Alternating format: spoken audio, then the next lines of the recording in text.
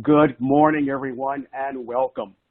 I call this November 2020 meeting of the Ncua Board to order. I want to note for the record that due to the COVID-19 pandemic, today's meeting is open to the public via a live webcast only.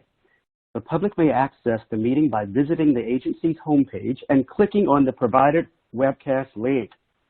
I'd also like to note that all participants in today's webcast meeting are participating remotely.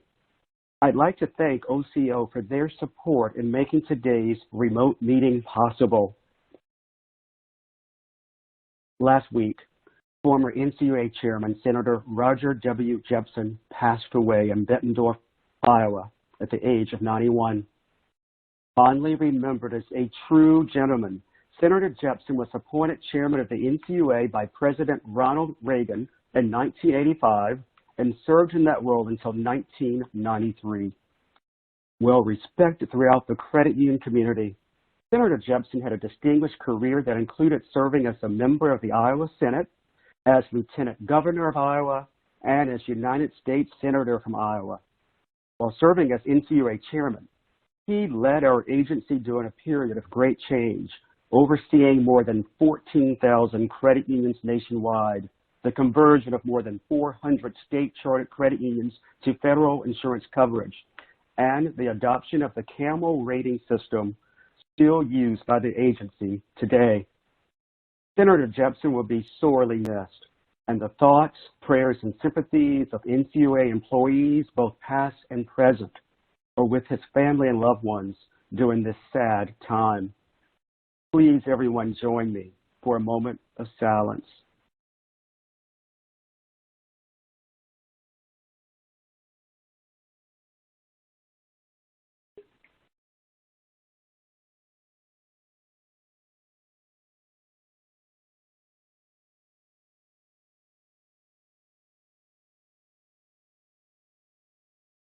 Thank you. Today's board agenda has 4 items. The first item on our agenda is a board briefing regarding the Share Insurance Fund quarterly report. Staff presenting Eugene Sheed, Chief Financial Officer. Good morning and welcome, Eugene. Good morning, Chairman Hood, Board Member McWaters, and Board Member Harper. This is Eugene Sheed, and I am here to present the 2020 third quarter statistics for the Share Insurance Fund. Before I get into the substance of my presentation, I would like to note that last week on November 13th, the Ncua Inspector General issued the audit of Ncua's schedule of other assets and contributed capital as of September 30th, 2020. The Inspector General retains KPMG to conduct this audit. KPMG's audit is in support of the FY 2020 consolidated financial statements of the United States government. KPMG found the schedules present fairly, in all material respects, other assets and contributed capital of the National Credit Union Administration as of September 30th, 2020, in conformity with U.S. generally accepted accounting principles. There were no significant deficiencies related to internal controls for the schedule considered to be material weaknesses, and there were no instances of non-compliance with other matters that require to be reported under the government auditing standards in OMB Circular 1903. Going on to the presentation on slide number 2. Slide 2 shows the Share Insurance Fund's revenues and expenses for the third quarter of 2020. For the quarter ended September 30th, 2020, the fund recorded net income of $26.1 million. Total income of $69.3 million consists primarily of investment income from Treasury securities of $67.2 million. Additional income sources include $2.1 million collected for guaranteed fees on the Ncua's guaranteed notes, or NGNs. Operating expenses were $38.3 million for the quarter. The provision for insurance loss reserve expense decreased by $3.8 million during the quarter. I will discuss this further on slide number 4. During the quarter, the fund recorded a $0.8 million adjustment to the asset management estate loss expense for natural person credit unions, which was related to loan sales. The loss expense for corporate credit unions increased by $7.9 million due to unfavorable changes in future estimated cash flows of the assets held by certain asset management estates. Slide number 3. This table shows the Share Insurance Fund's balance sheet as of September 30th, 2020, compared to the previous quarter. As of September 30, total assets were valued at $19.2 billion, of which 91.1% are funds held with the U.S. Treasury in cash, overnight investments, and long-term Treasury notes. Overall, total assets increased $1.5 billion, largely due to the $1.5 billion in capital deposit adjustments for credit unions with assets over $50 million. The net receivable from the asset management estates is $76.5 million. The receivable from the corporate and natural person asset management estates decreased by $70.8 million and $2.6 million, respectively, from the previous quarter due to cash collections and decreases in future cash that we expect to collect. Accrued interest in other assets is $89.9 million, which increased 7% from June, largely due to an increase in the Treasury interest receivable. Total liabilities are $80.7 million, or 0.9% of total assets. Accounts payable and other liabilities of $5.5 million primarily consist of credit union refunds on capitalization deposits and distributions. The fund's net position is comprised of capital deposits, which represent the total balance of all federally insured credit unions' 1% capitalization deposit and the cumulative results of operation. The net capital deposit activity increased by $1.6 billion this quarter. Cumulative result of operations decreased by $9.2 million during the quarter due to a decrease in unrealized gains on investments of $35.3 million, offset by $26.1 million net income for the quarter. Turning now to slide number 4. The SIF records an insurance program liability, which is comprised of general and specific reserves to cover losses resulting from insured credit union failures. Each quarter, the SIF assesses the reserve needs for credit unions' failures to make a reasonable estimate of losses. During the quarter, the reserve expense decreased by $3.8 million, primarily attributable to the decrease in the general reserve.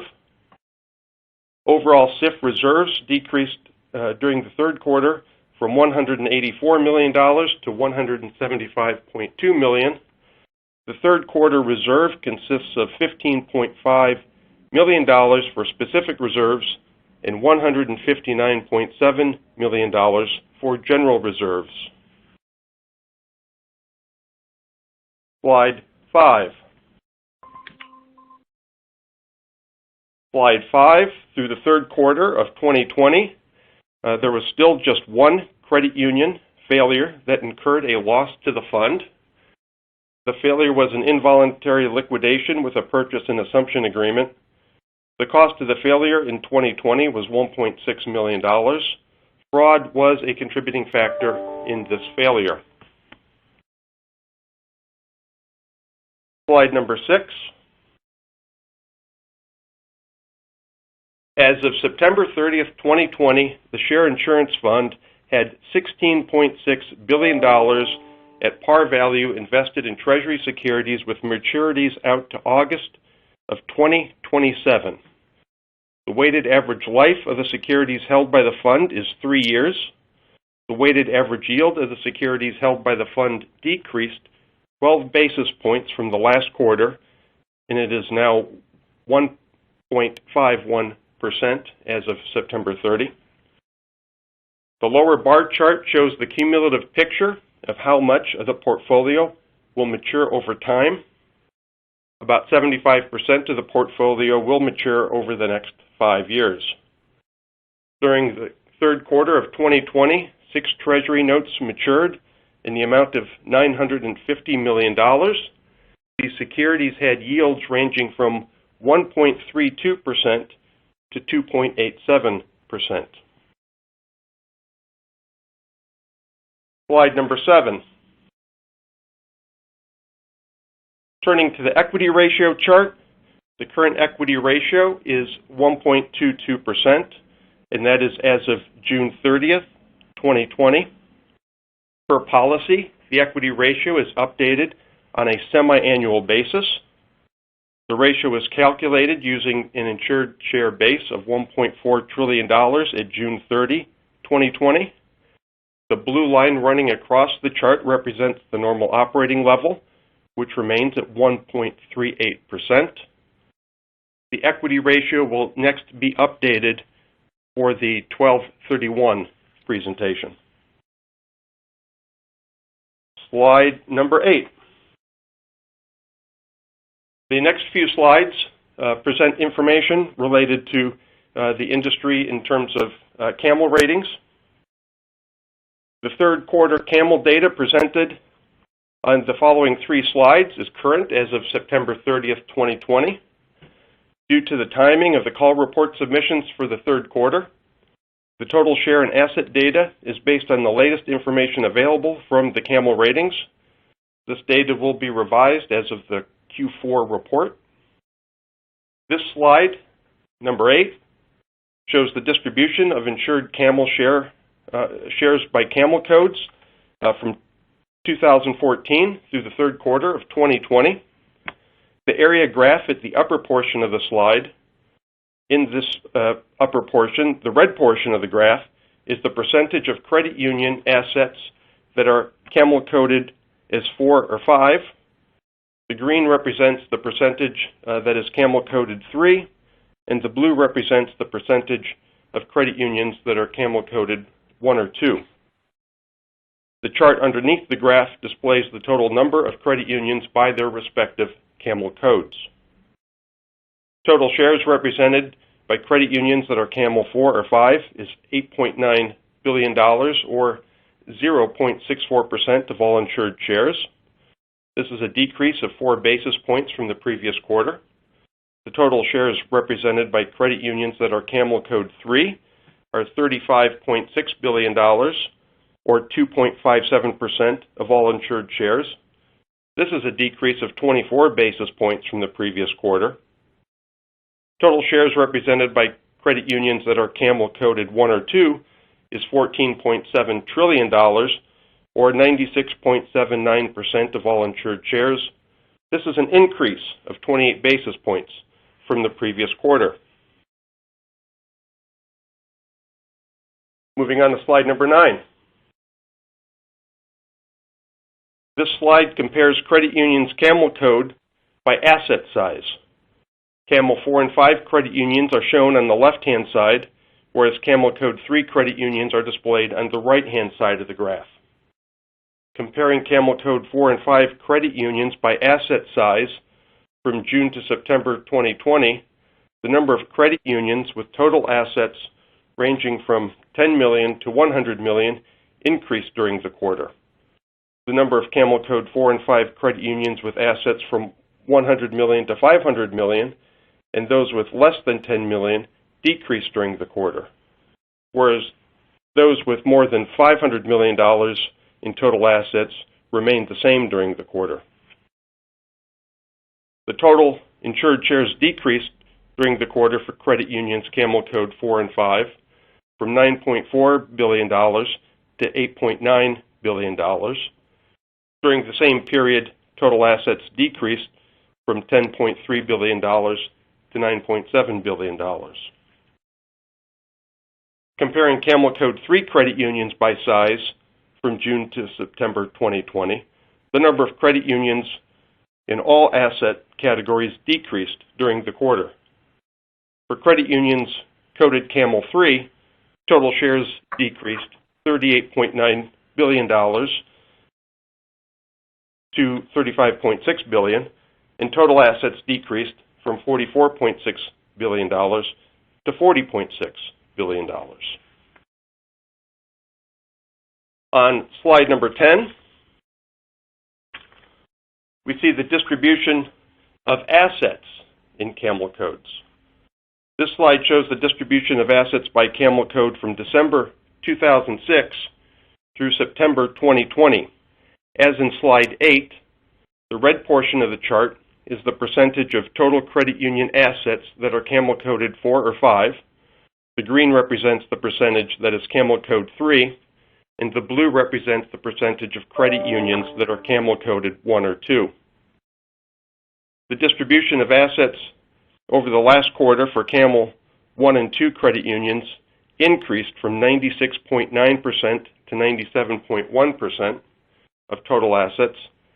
Camel 3 credit unions decreased from 2.5% to 2.3% in total assets, and Camel 4 and 5 stayed the same at 0.6% of total assets.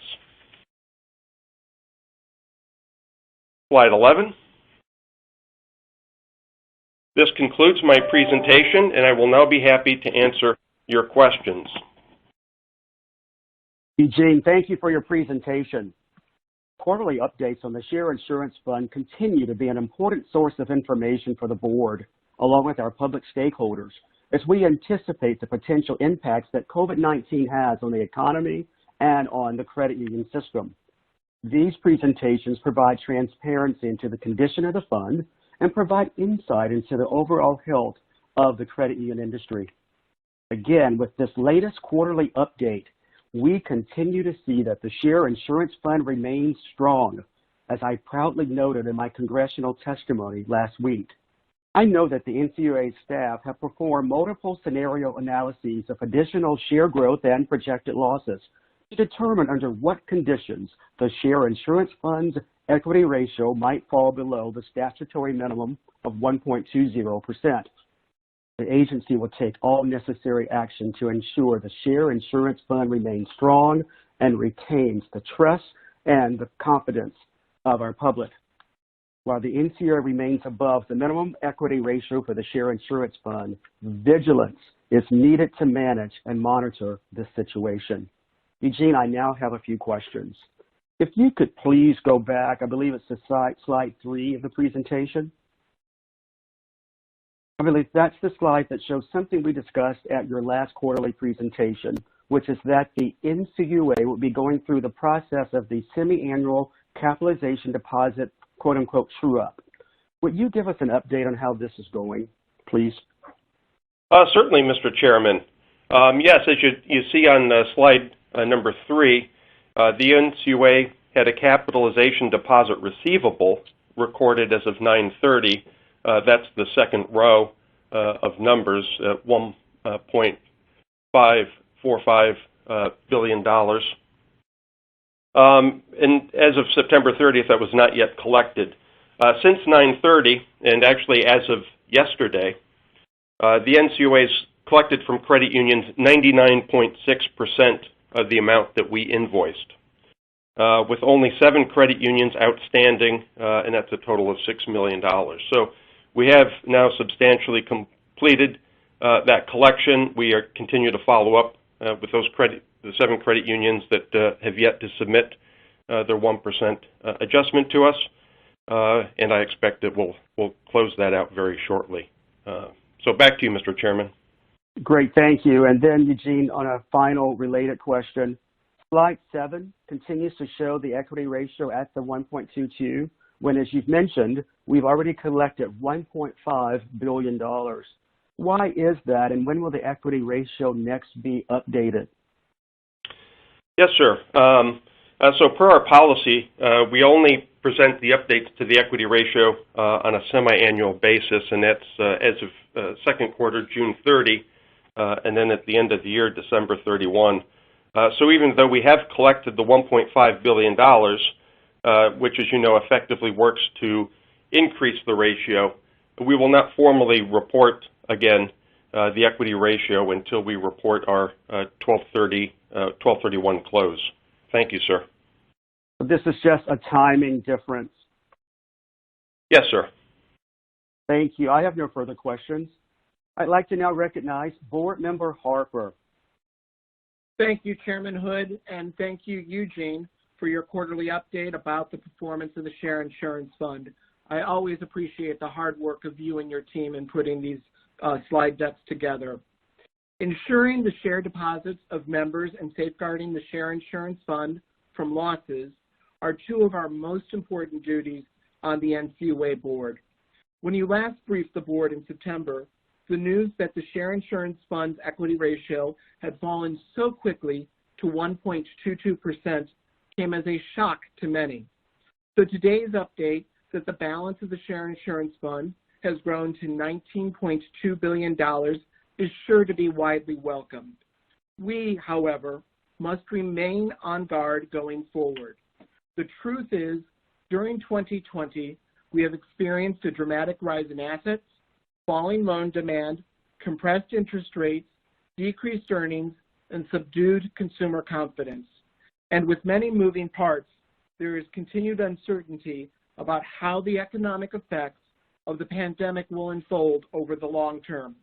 We must all prepare for increased member delinquencies, loan defaults, consumer and business bankruptcies, and even credit union failures. In that regard, we had a number of higher risk credit unions that we were already closely supervising, so it seems very likely that we will see higher than average failures over the next 2 years. What is more, we also know that growth in the credit union assets seems likely to continue to exceed the ability of the Share Insurance Fund to earn interest, given the new reality of very low interest rates for the next few years. Because the equity ratio seems likely to continue to drop and decline, it is really not a question of whether we will charge an insurance premium, but a question of when. If we are honest with ourselves, we do not know when. It could occur next year, the following year, or sometime thereafter. Credit unions need to brace themselves for that eventual reality. With that in mind, I would like to turn to slide 6. This slide notes that the weighted average yield on the portfolio was just 1.51% at the end of September. Eugene, I have 2 questions about slide 6. First, what was the yield at the start of the year? And second, where might the yield bottom out in the coming quarters given the drop in interest rates? Okay, thank you for that. So the first part was the kind of where did we start from at the year. So the SIF portfolio yield at the start of 2020 was 1.88%, and obviously now at the third quarter we're down to 1.51. Projecting the yields for the coming quarters is kind of impossible to do with precision, given the uncertainty of rates and the size of the investment portfolio in other variables. But having said that, if one assumed unchanged rates and no portfolio growth, and thus continuing, as you see on the slide there, with the latter strategy that we've been employing, then kind of the scenarios that we've run would suggest that the portfolio yield with interest rates again staying stable as to where they are now would decline down to about 1.2% perhaps at the end of 2021. So in other words, if the interest rates stay where they're at, that portfolio yield is going to continue to slide down. Back to you, sir. Thank you, and thank you for those insights. I know that we have had a large inflow of shares into the system for which credit unions with more than $50 million in assets have recently had to true up their 1% deposits in the Share Insurance Fund.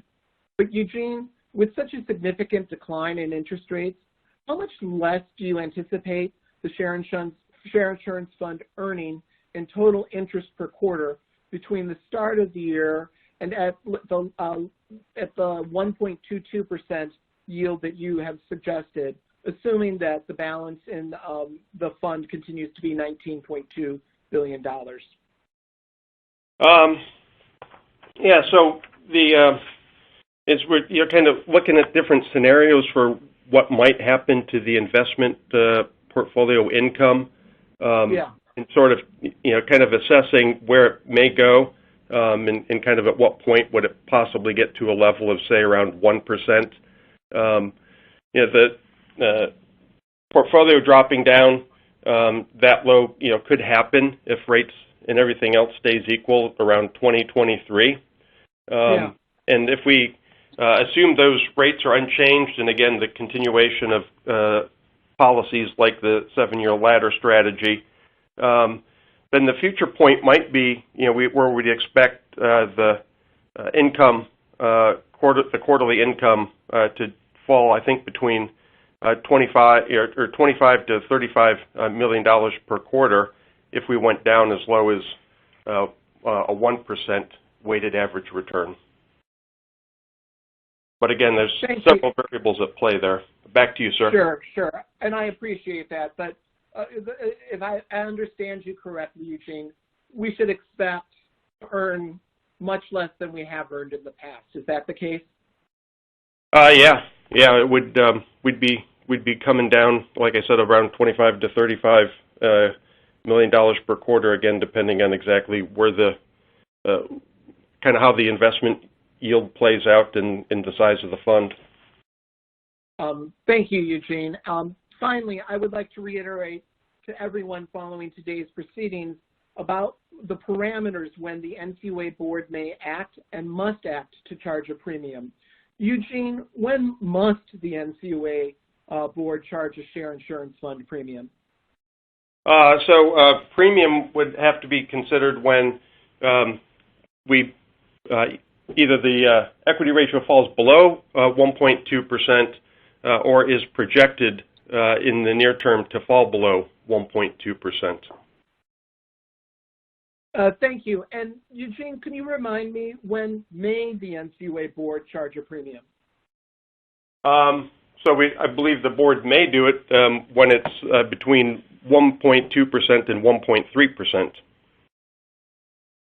So by statute, if the share insurance fund's equity ratio remains above 1.3% at the end of the year, the board can take no action on charging a premium this year. Is that correct?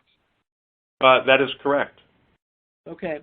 As I noted at September's briefing on the share insurance fund's performance, I think it is important that we begin a discussion with Congress about modifying the way in which we manage the share insurance fund going forward. Under its statute, the FDIC has higher reserve requirements, greater administrative flexibility, and the ability to charge risk-based premiums in managing the deposit insurance fund. In my view, these are sensible policies and a better approach to risk management. The agency, therefore, should review its options and reach a conclusion about what statutory changes make the most sense to pursue. Additionally, I remain concerned about the current law's pro-cyclicality. Although the Federal Credit Union Act requires the board action when the equity ratio falls below or is projected to fall below 1.2% within the next 6 months, charging premiums for share insurance during the midst of an economic downturn is less than optimal. We need to take steps to allow for the accumulation of greater reserves in good times to cover losses in bad times. With more advanced funding of the share insurance fund, credit unions could avoid paying premiums during economic downturns like the one they will likely pay for in the next few years. Advanced funding of the share insurance fund will also allow them to continue lending and cover added expenses during tough times without having the avoidable burden of paying potentially sizable premiums. With that, Mr. Chairman, I have no further comments or questions. Thank you. Thank you, Mr. Harper. I'd now like to recognize Board Member McWaters. Thank you, Mr. Chairman. As I noted in my September 17, 2020 board statement, I remain focused today on the agency's equity ratio.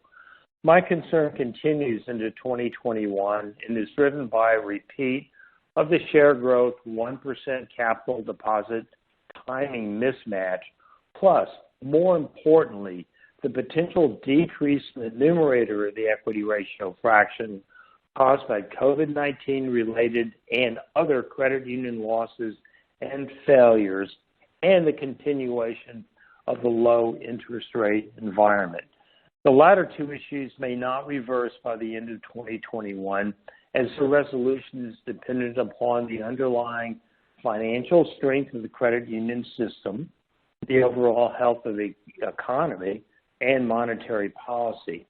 As such, I recommend that we modify our policy so as to present to the credit union community and other members of the public a transparent calculation of the equity ratio each month with a detailed analysis both of the numerator and denominator of the fraction. The public dissemination of this information is of particular relevance as the COVID pandemic rages and the resulting stresses on the credit union community and the Share Insurance Fund continue.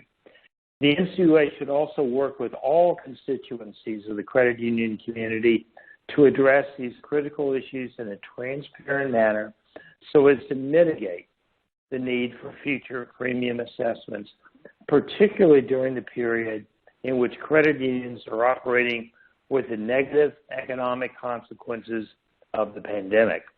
The agency should certainly continue to thoughtfully and thoroughly monitor the liquidity and capital needs of credit unions, as well as lending concentration risks throughout the system, and further refine the contingency plans as appropriate. As it's unlikely that we will truly appreciate the adverse economic consequences of the pandemic until early 2021 or later, we should remain vigilant and prepared to modify our modeling methodologies and strategic and tactical responses as facts and circumstances evolve. It is worth noting again that the normal operating level and equity ratio both equaled 1.39% following the merger of the temporary corporate credit union stabilization fund into the National Credit Union Share Insurance Fund. At that time, some advocated for the Ncua to set the normal operating level at or below 1.30% and distribute funds so as to drive the equity ratio down to that level. Some even spoke to setting the normal operating level and equity ratio at or much closer to 1.20%.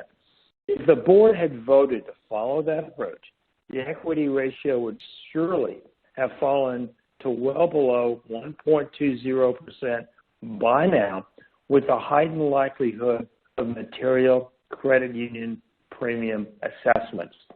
By increasing the normal operating level and equity ratio to 1.39% when funds were available from the merger of the stabilization fund into the Share Insurance Fund, the board created, in effect, a prudent safety net reserve that may serve to protect credit unions from future assessments at a time of economic stress when they are least prepared to fund additional premiums. If assessments are nonetheless required, the safety net should lessen the blow.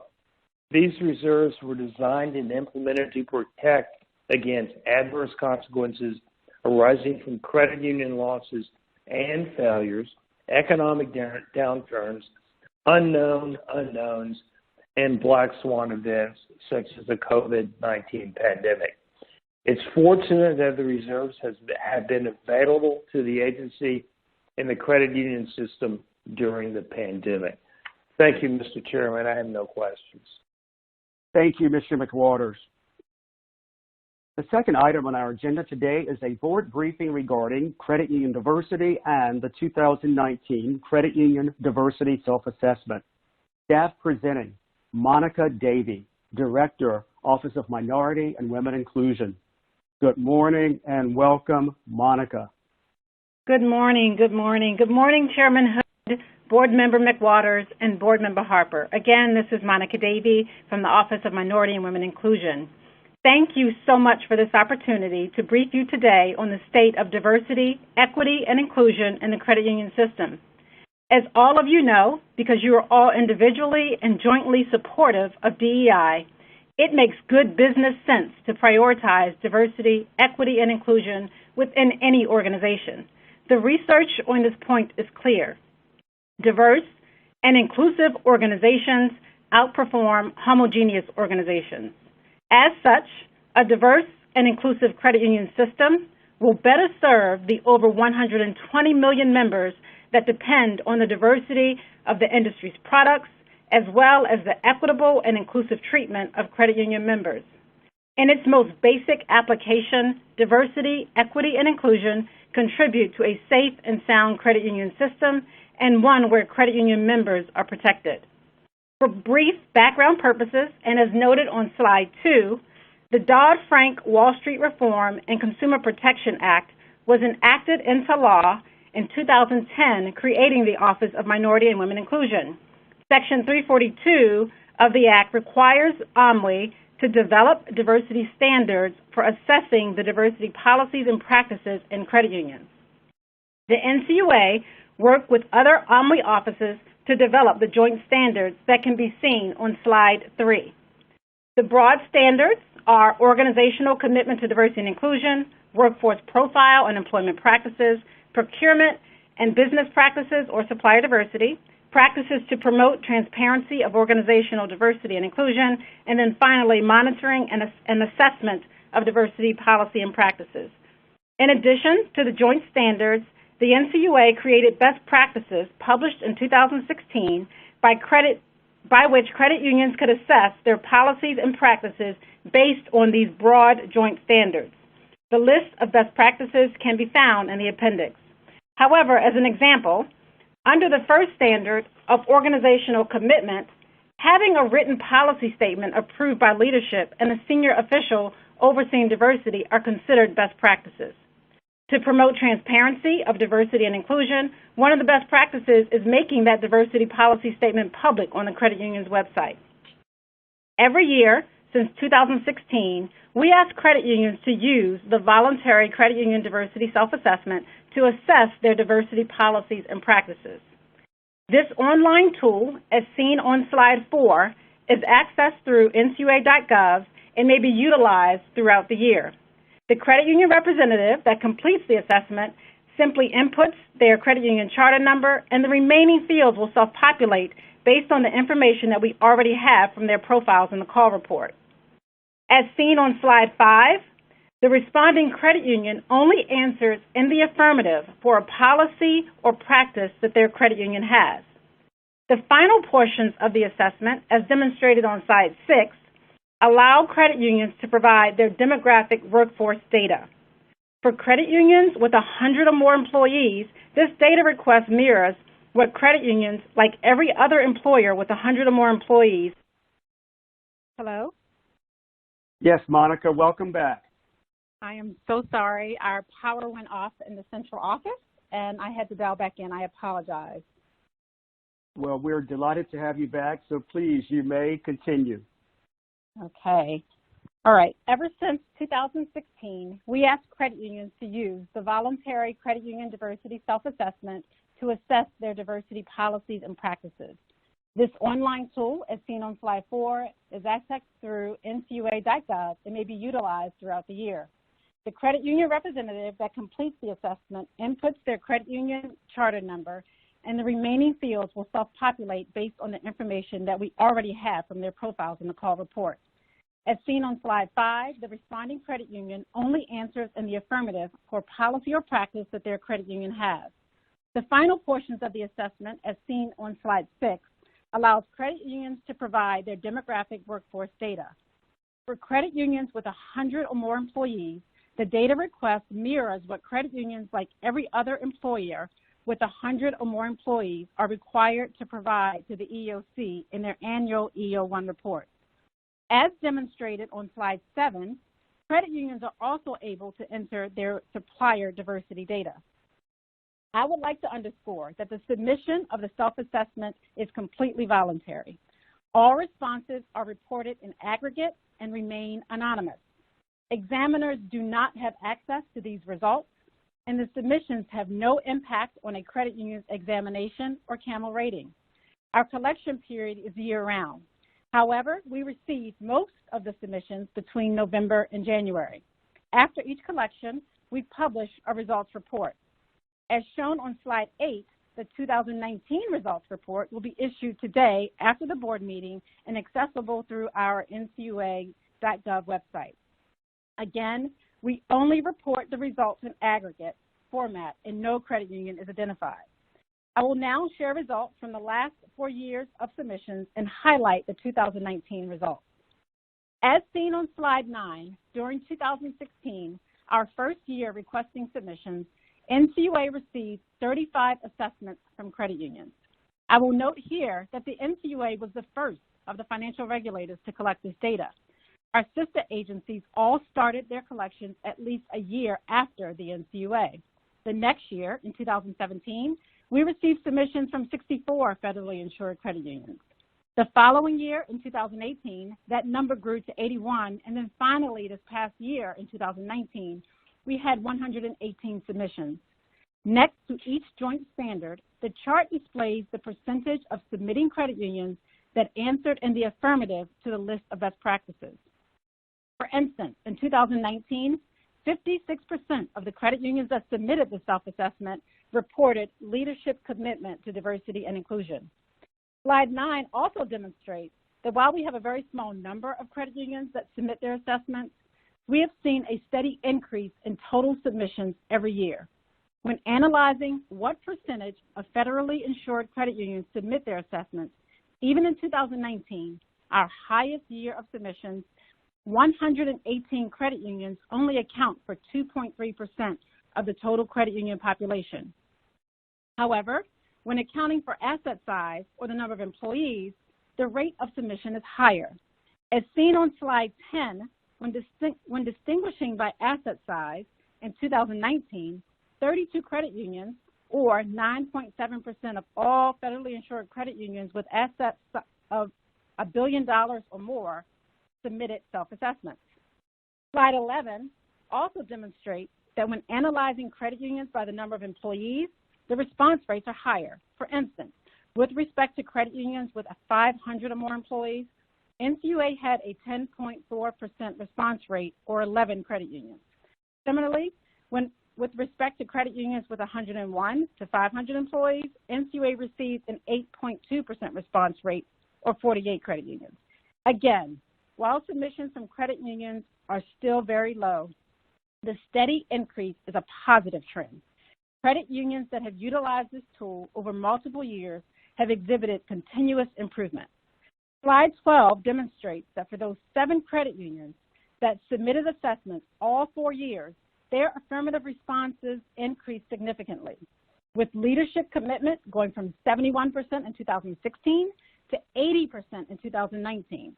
Employment practices going from 64% in 2016 to 80% in 2019. Significantly, with respect to monitoring and assessing diversity policy and practices, these 7 credit unions went from 39% affirmative in 2016 to 79% in 2019.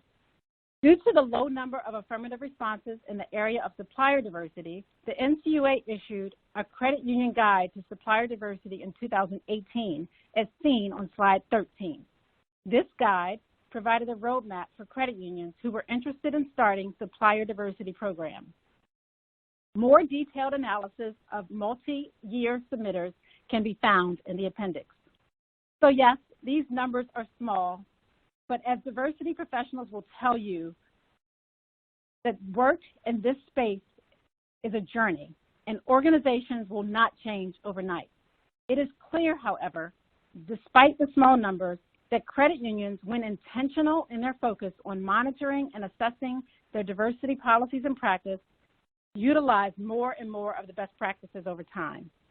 In the absence of a singular industry-wide advocate for DEI, perhaps it was the act of utilizing the diversity self-assessment that contributed to these improvements. Ncua is also encouraged by the momentum within the industry since the agency started promoting diversity and inclusion. The Ncua developed a business case for diversity and inclusion as seen on slide 14. In short, diversity is an investment in growth, talent, and innovation. In the end, it reinforces the central credit union philosophy of people helping people. Ncua has intentionally and strategically promoted this business case within the credit union system and has used multiple platforms to educate the industry on the values of diversity, equity, and inclusion. Next slide, please. UNWI's most important and far-reaching effort to promote DEI across the industry took place in November 2019 when the Ncua hosted the DEI Summit attended by 150 credit union professionals who are responsible for or interested in advancing DEI in the credit union system. The next slide, please. Another demonstration of progress in the industry is the creation of the Credit Union DEI Collective by credit union diversity industry leaders. The DEI Collective serves as a resource in the industry. Through the DEI Collective, organizations have signed a DEI pledge committing to action to advance DEI. To date, more than 210 credit union CEOs have committed to this initiative. Next slide, please. Another tremendous sign of progress that the industry has made is the widely supported proposal to make DEI the 8th cooperative principle. This initiative has received a great amount of momentum as many in the industry recognize the importance of DEI. In addition, in 2019, the Filing Research Institute created a Center of Excellence for Diversity, Equity, and Inclusion. While my remarks are not intended to endorse Filing's advisory services, their efforts provide an example of overall progress in the industry. The next slide, please. The ultimate goal of a more diverse, equitable, and inclusive credit union system is financial inclusion.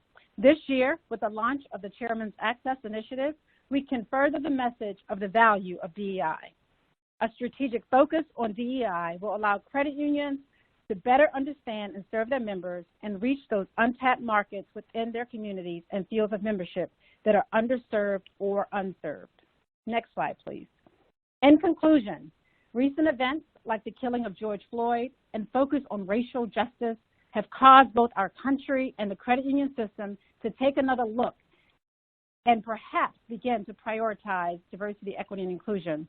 The Ncua will continue to see progress in this space and will see more credit unions utilize and submit the voluntary diversity self-assessment. Whether credit unions are using the self-assessment to start conversations on these critical topics or using it to create strategies and drive change, the Ncua can expect the submissions to increase year after year. With more progress and an acceptance that DEI can contribute to growth, credit unions' ability to provide access to financial services will improve. Such improvements will have a lasting impact on those communities that are underserved and unserved and ultimately create a more safe and sound credit union system. Next slide, please. Thank you, and I will gladly take any questions. Monica, thank you for a very in-depth presentation. And Monica, I'd also like to recognize for all of us today that this is indeed your first time presenting before the Ncua board. So welcome and thank you. And also, this follows your premier address to Congress earlier this year, where you've also presented there before House Financial Services. So again, thank you for the hard work that you are doing to really keep diversity, equity, and inclusion top of mind. Since becoming the Ncua chairman, I've described financial inclusion as the civil rights issue of our time. By inclusion, I mean not only broader access to affordable financial services, but also to employment, business, and procurement opportunities as well. Our country is going through a period of profound demographic change, and our financial system should be leading efforts to respond to that change. Credit unions are growing stronger, and they serve their members and communities better when they promote greater diversity, equity, and inclusion as a part of their business model. The Ncua's recent financial inclusion initiative, Access, Advancing Communities Through Credit, Education, Stability, and Support, It all underscores our strong commitment to supporting diversity and inclusion in the credit union system. And part of that commitment is building a database of credit unions' activities related to diversity and inclusion. The data that credit unions voluntarily provide us helps the NCUA better understand areas where guidance would be useful and, when appropriate, prompts us to issue guidance to help bridge the gaps and assist credit unions with their diversity and inclusion efforts. Annually, since 2016, the NCUA has encouraged credit unions to share their diversity and inclusion successes and challenges by completing and submitting the Credit Union Diversity Self-Assessment. The self-assessment is voluntary. It is not, and I repeat, it is not part of the NCUA's or state regulators' examination processes, and it has no impact on your credit union's Camel rating. Unquestionably, recent months have been tremendously challenging. Indeed, the COVID-19 pandemic and resulting response have severely disrupted almost every aspect of American life. Exacerbating this uncertain and challenging environment is the tragic murder of George Floyd. Mr. Floyd's death resulted in an outpouring of pain and anger nationwide surrounding another instance of abusive authority against a Black man.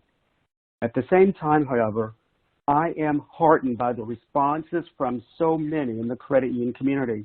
If there is a commonality among these responses, it is that people want to move beyond platitudes and vague expressions of support so we can focus on real changes that will have a concrete impact and leave an indelible mark.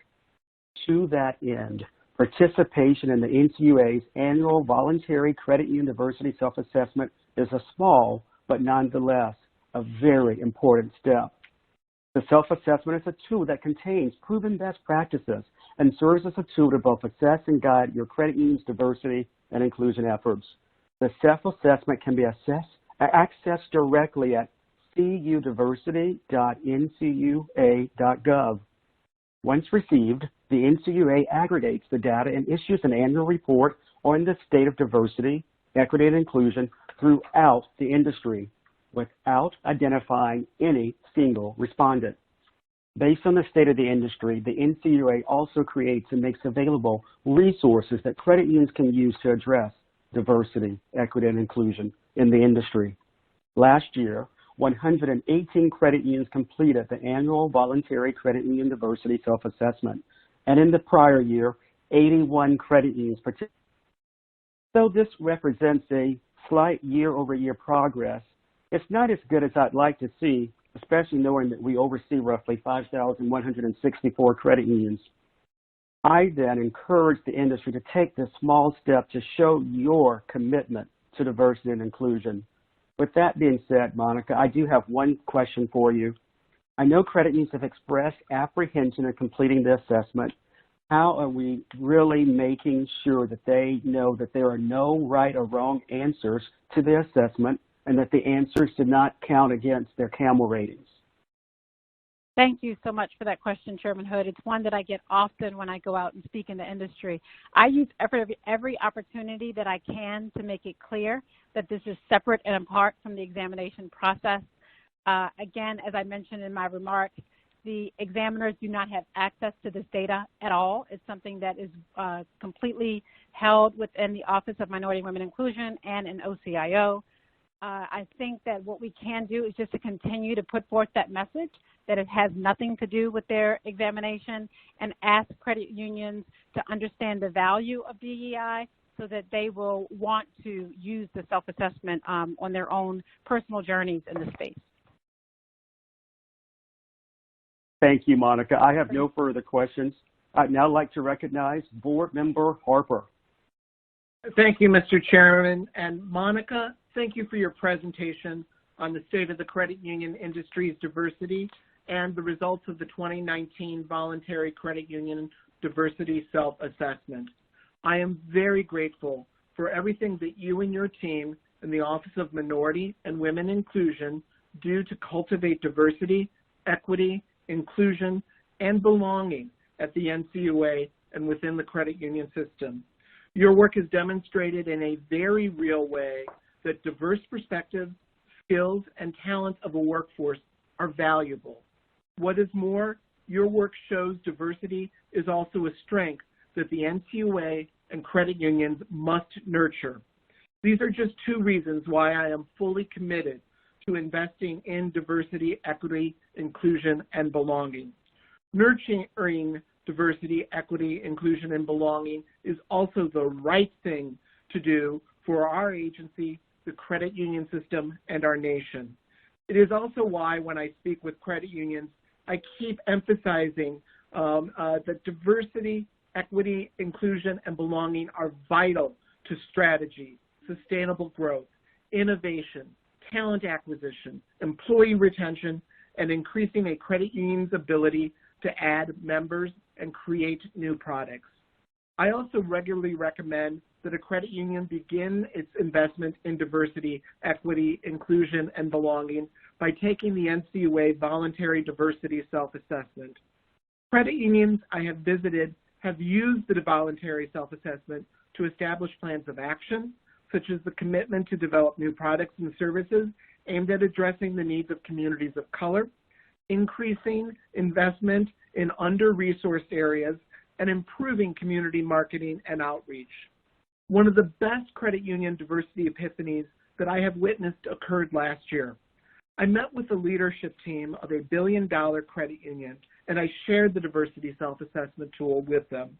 Afterwards, one executive told me that merely looking at the items on the diversity self-assessment survey shifted his thinking, and he added that the survey was, quote, a great chance to do a little good in the world, unquote.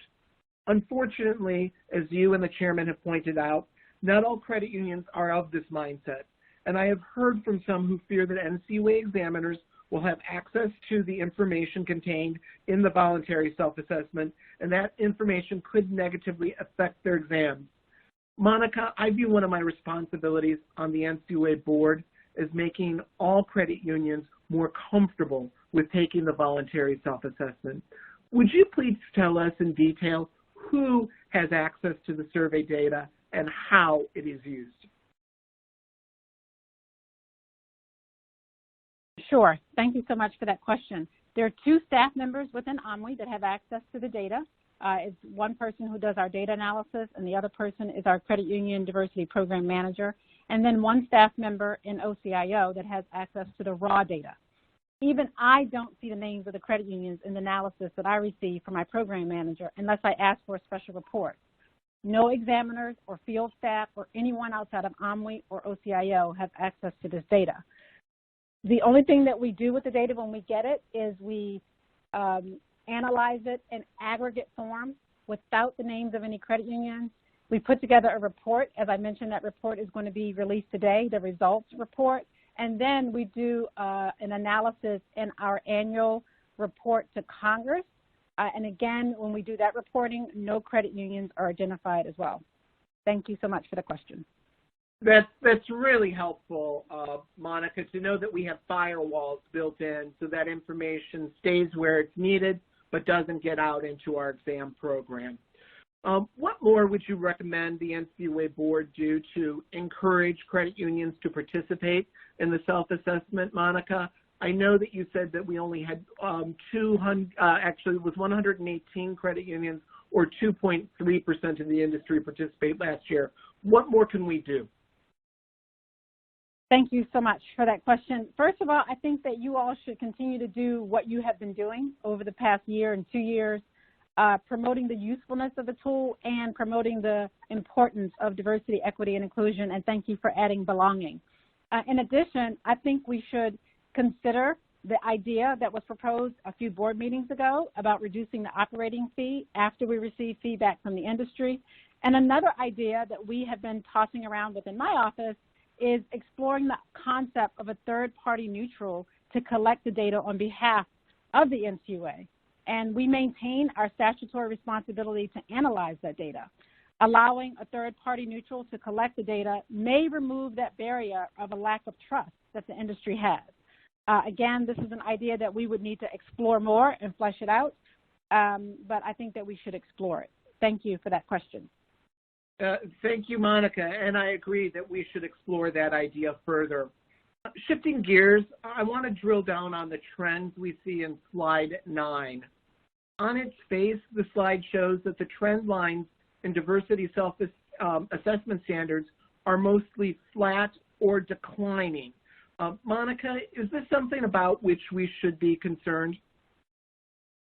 No, I do not think that we should be concerned specifically about that. I think that analysis that is more demonstrative of progress is looking at the same group of credit unions that have submitted their assessments over a period.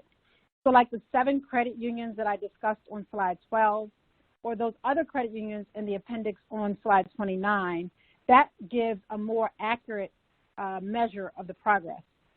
When you're looking at all the credit unions as displayed on slide 9, you have credit unions that are just doing the assessment for the first time. And we would expect that their affirmative responses would be lower because they're just starting to do this DEI work. But as we follow their progress, I'm confident that we will continue to see progress. I hope that makes sense and that answers your question, but thank you for expressing concern about that. Thank you, Monica, and it does make sense. If more credit unions take the assessment on a yearly basis, we'll have a better picture of the true state of credit union diversity. And we will also know where to focus our efforts. One by one, credit unions who embrace diversity, ensure equity, and include all potential members in the work will gradually change the entire credit union system. Turning now to a few of the other key points in your presentation, the 2018 Credit Union Guide to Supplier Diversity, the DEI Summit, and the DEI Collective. Please know that I remain fully committed to encouraging credit unions with the resources to establish supplier diversity programs that conduct proactive outreach to minority and women-owned businesses and encourage them to bid on procurement opportunities. And building on the great success of last year's DEI Summit, my expectation is that the agency would continue to host an annual DEI event. I know that the pandemic has delayed our plans this year, but we had very good feedback after last year's summit. What are the plans for another event? We are planning for a summit in 2021, and based on the survey responses that we received from last year's summit, the only negative feedback that we received was that the summit was too short. So for 2021, we are planning a 2-day summit.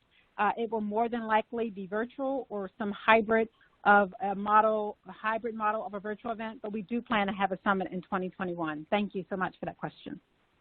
And thank you, Monica. In my view, it is important to keep considering best practices and brainstorming, studying how to recruit and retain talent, collaborating on best methods for collecting data, and learning why diversity is critical to growth and innovation in the credit union system. The DEI Summit helps us to achieve these goals. 5 years ago, when you first joined the NCUA, the idea of a DEI collective within the credit union system was just a dream. Today it is a reality. Monica, what more do you envision for the agency and the industry over the next 5 years? Thank you. Thank you so much for that question. And any diversity professional will tell you that success in this space is not having to beg for a seat at the table, not having to fight people or an organization to believe or to accept that DEI provides a strategic business advantage. My vision is that in the next 5 years, we won't have to keep arguing that same point. My hope is that the credit union industry will be an example to others in the financial services industry by prioritizing diversity, equity, and inclusion, and demonstrating how we can meet the financial needs of members better when our boards, our leadership teams, and our workforce reflect the communities that we serve. Thank you so much, Board Member Harper, for that question. And Monica, I do have to say thank you for your determination, vision, and outstanding leadership. I know that you were very influential in getting the DEI Collective started.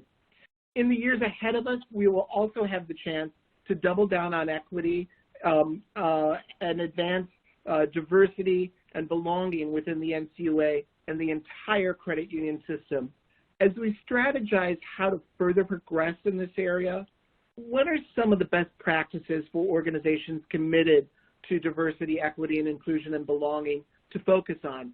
Should these efforts be led by the head of an organization or the entire leadership team? Thank you so much for that. Having leadership commitment at the very top of the organization is critically important, and it's almost a non-starter if we don't have that. So I don't want to understate how important that is. However, progress cannot be made if it stops there. The commitment has to trickle down to the senior leadership team and then to middle management.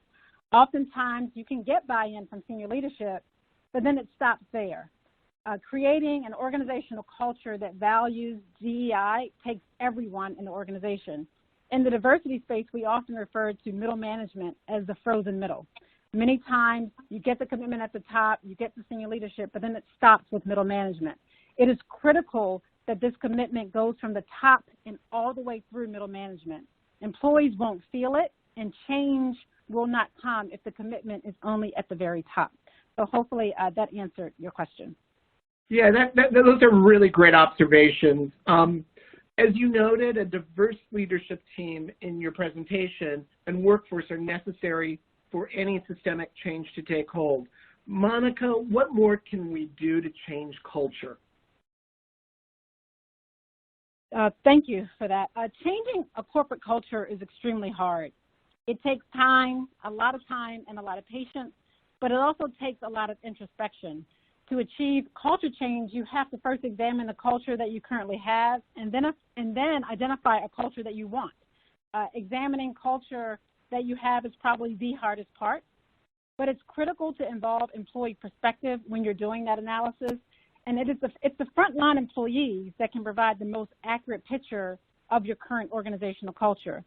So if I could identify the most critical aspect of culture change, it is employee feedback and then identifying behaviors and values that you want, and then build a plan to promote those behaviors and values within your organization.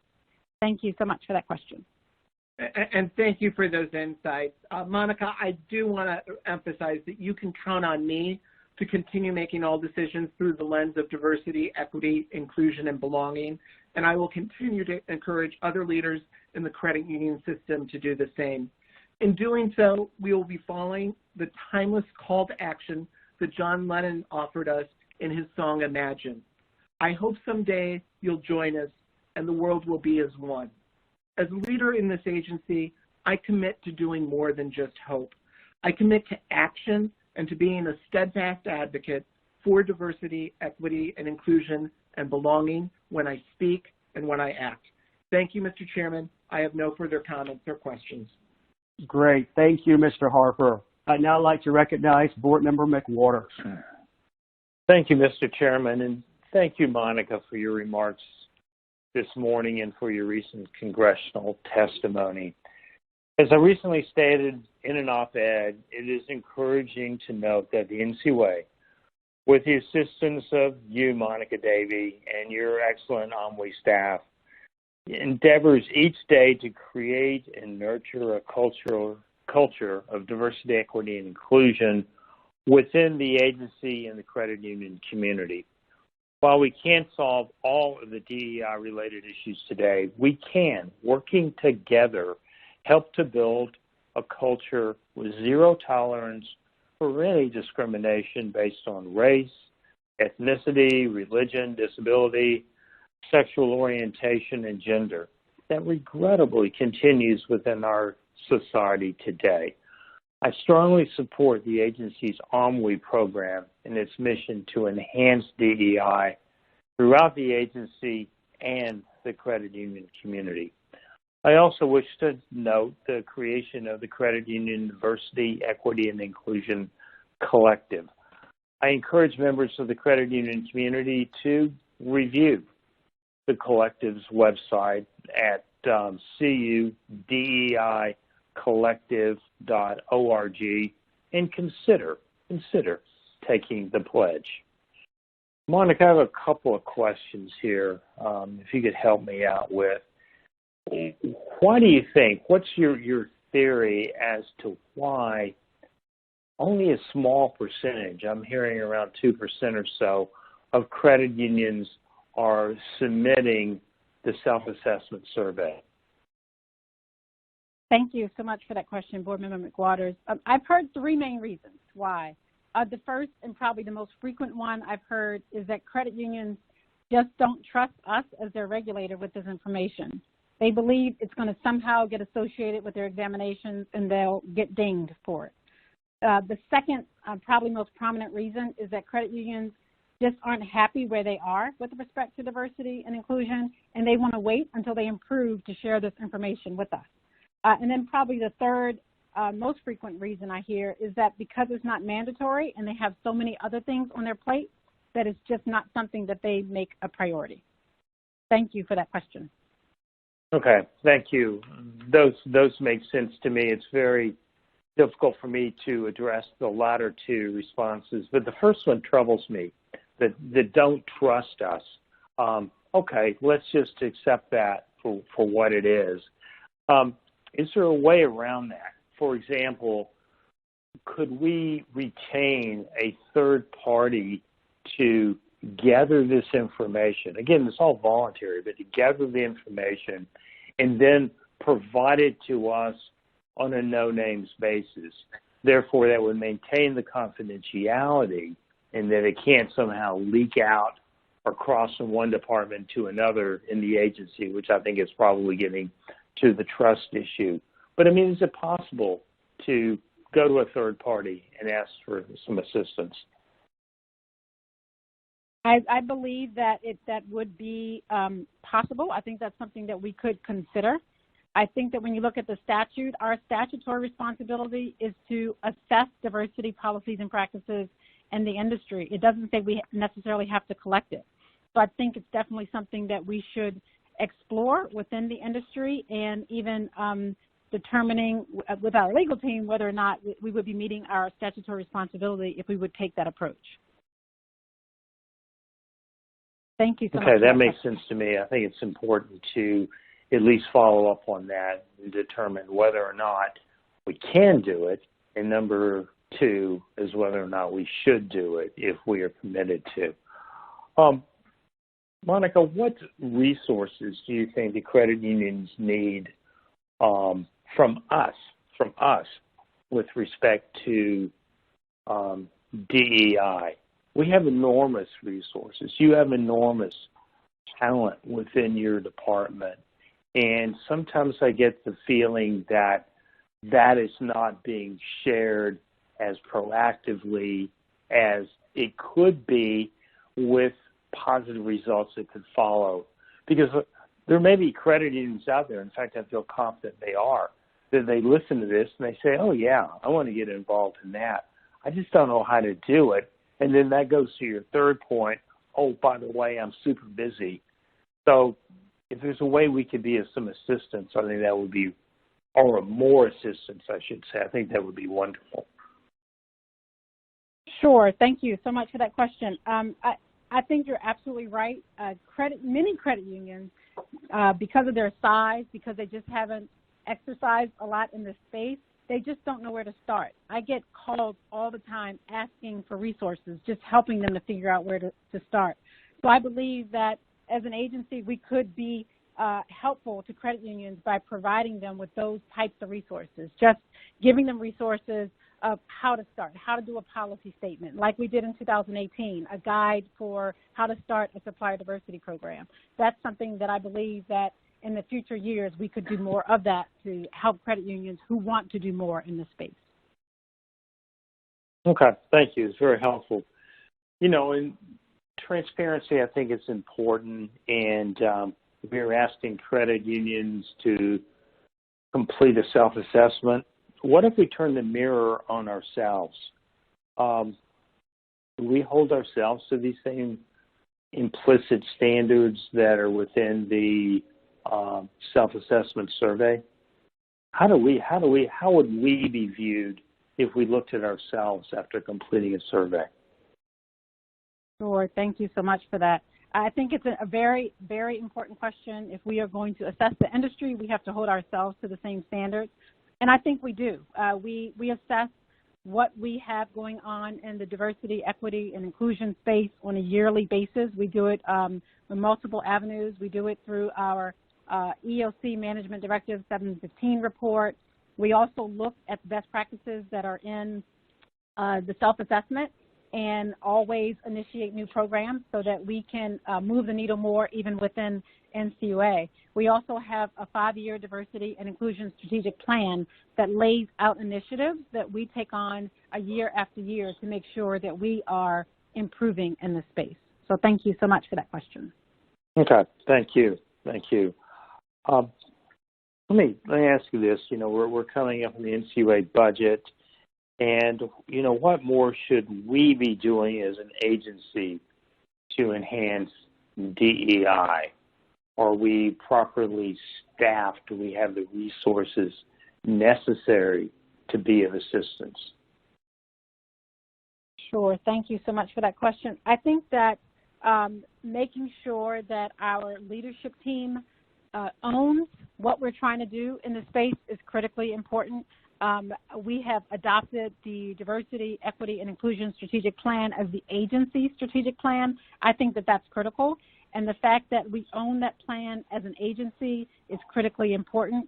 And I think it's also important, as I mentioned earlier, that we examine our organizational culture, that we're just not going to make progress in the space if we're not dealing with the culture that we want to have to advance DEI. So I think we are doing that, and I am appreciative and thankful for the commitment that I have from the entire board and the leadership team in making sure that we're moving forward within this space. Thank you for that. Okay, thank you. Thank you, Monica. One last question. I mentioned a moment ago the Credit Union DEI Collective. And then I asked people, you know, consider taking a look at it. And if you want to, consider taking the pledge. Have we done that? I mean, is it possible for an agency to do that? Thank you for that question. We have not signed the pledge. We are eligible. We can consider it. I think it's something that we need to think about differently than others in the industry because we are the regulator. But I do believe that that's something that we could consider whether or not it would be appropriate for us as the regulator to join other industry leaders who are committed to action to advance DEI. Thank you so much for that question. Okay, I appreciate that response. You know, I mean, to me, when you ask someone to do something, to fill out the self-assessment, the question is, well, how would you fill it out and how would you be judged by an objective third party? The same way with this pledge on the collective, you know, I just got through recommending, you know, hey, take a look, consider the pledge. Well, I can't do that in good faith unless I turn that on myself and ask myself. So I think we ought to look at the pledge, and if we determine that there's objective reasons that we cannot take it, then we should articulate those to the credit union community without hesitancy. But thank you. Thank you so much. Mr. Chairman, I have no other questions.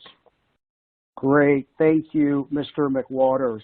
And again, Monica, thank you for all the work you do as our great ambassador for the Office of Women, Minority, and Inclusion. And again, thank you for all of the efforts you're doing to really keep just diversity top of mind. As you know, it's something that I care about passionately, and it is something that I'm glad our credit union system is embracing more. And again, thank you for your leadership. Thank you so much. And again, I apologize for the power outage. Thank you. No, we're just glad you're all right and safe and healthy, and glad that power's been restored. And you all, just regarding the ethics pledge, I just want my fellow board members to know that when this issue did come to our office, it was shared with our legal group, and we also reached out to government ethics, and we were at the time told that we could not sign the pledge from the ethics perspective, since we are the regulator of the institutions. Now, if it's something we should perhaps reconsider and take back to them for consideration, I'm all for that. But I just wanted to let you know that that opportunity did present itself, and we did share it with ethics for their imprimatur. Thank you, Mr. Chairman. This is Mark McWaters. I appreciate that response. I was not aware. Great. Thank you. Of course. Thank you. You're very welcome. Ladies and gentlemen, now let's move to our third agenda item, and that is regarding the update on the 2020 budget and reprogramming. Staff presenting Eugene Sheed, Chief Financial Officer. Welcome back, Eugene. Thank you, Chairman, Board Member McWaters, and Board Member Harper.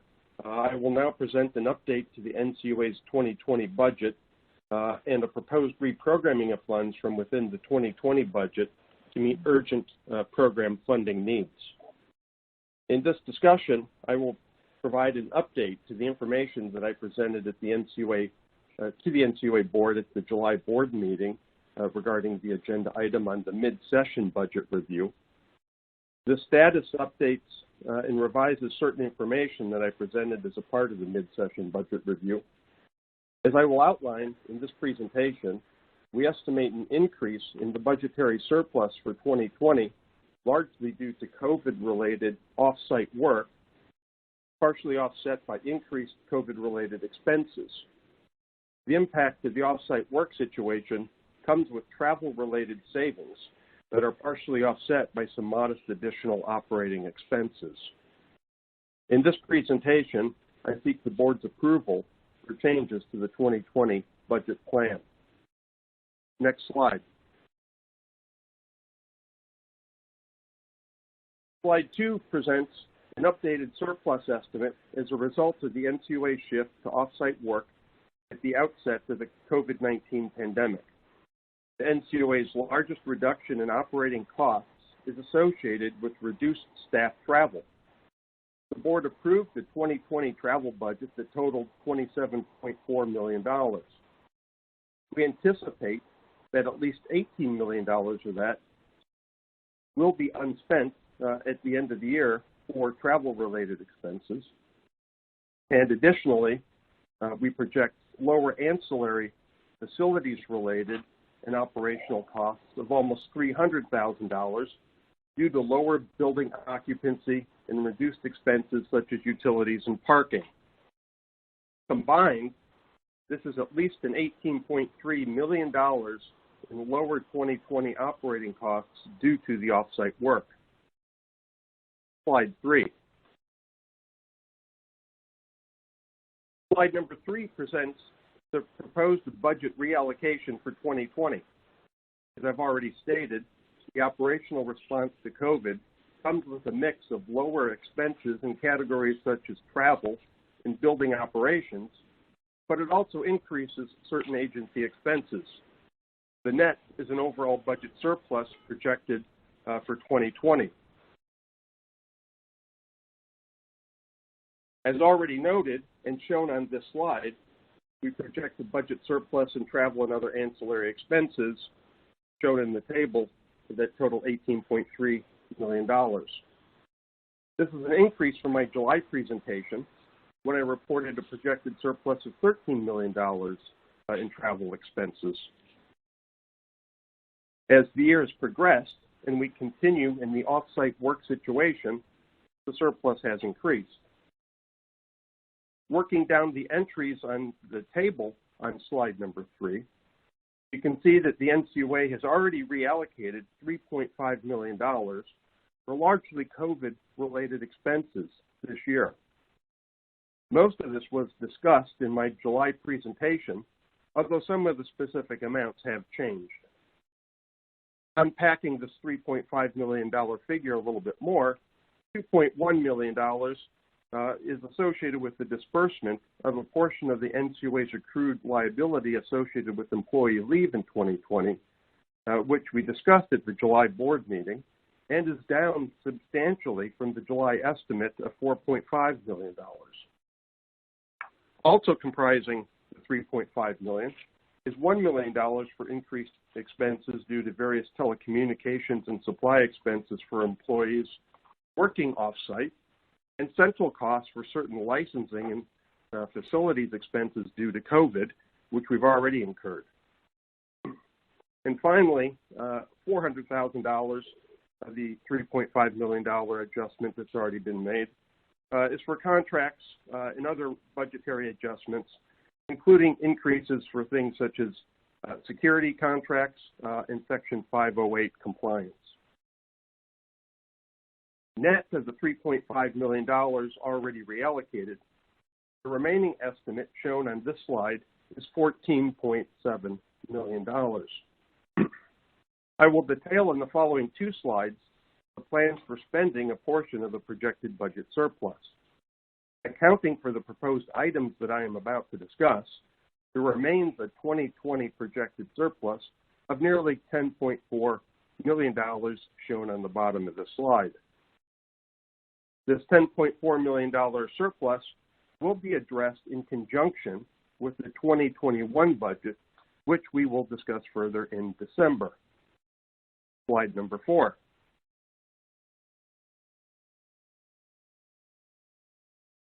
Slide 4 provides line item detail of the request to reallocate a portion of the COVID-related underspending in travel to other COVID-related costs, as well as to the acceleration of a facility improvement planned for 2021. The shift to remote work posture comes with a combination of savings and costs. While the Ncua will realize a reduction for travel and ancillary costs, other costs will increase to accommodate the off-site work situation, especially with respect to information technology and communications. Under the information technology expenses on this slide, on slide 4, you see a series of line item expenses that are necessary for our CIO organization to support the Ncua workforce in their off-site work posture. Much of this increased cost we are realizing for telecommunications and other software and licensing, mostly associated with telework in our off-site work posture. Since the sudden transition to the off-site work in March 2020, the demand for certain services and tools has increased above what we would typically forecast. This has enabled Ncua employees to continue performing their work functions even though they are working off-site. Under operational and planning, you see $700,000 for improving our virtual examinations program. Since the necessary shift to off-site work due to COVID-19, the agency has been conducting examinations work off-site. During most of these off-site exams, Ncua staff were able to perform substantial examination procedures and complete examinations. The Ncua anticipates that examiners will continue using tools that they have leveraged during the off-site posture even after the current pandemic passes. This represents a continuation of the effort begun in 2017, but accelerated by COVID. The Ncua plans to evaluate the successes and challenges examiners have been experiencing while working remotely and develop best practices for using these tools in the future. To support this effort, $700,000 is sought in the reprogramming. Under facilities and supply expenses, I've included $257,000 that's related to facilities and cleaning related costs. In response to COVID-19, we have conducted enhanced cleaning at Ncua facilities and are preparing for the eventual resumption of on-site operations. Finally, on slide 4, there's an entry for the central office renovation, which I will describe in greater detail on the following slide, slide 5.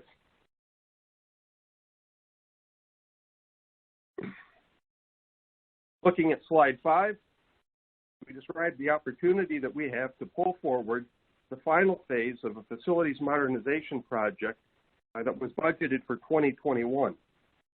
The 2021 capital budget approved by the board in 2019 as part of the 2-year 2020-2021 budget included $3 million for the final phase of facilities modernization costs at the central office.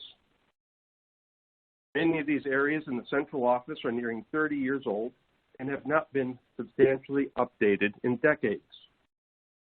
Given the off-site work posture, we have an opportunity to accelerate this project with minimal disruption to the central office workforce who are working off-site. This project is aimed at enhancing building security and improving the facilities layout to better meet current and future Ncua needs.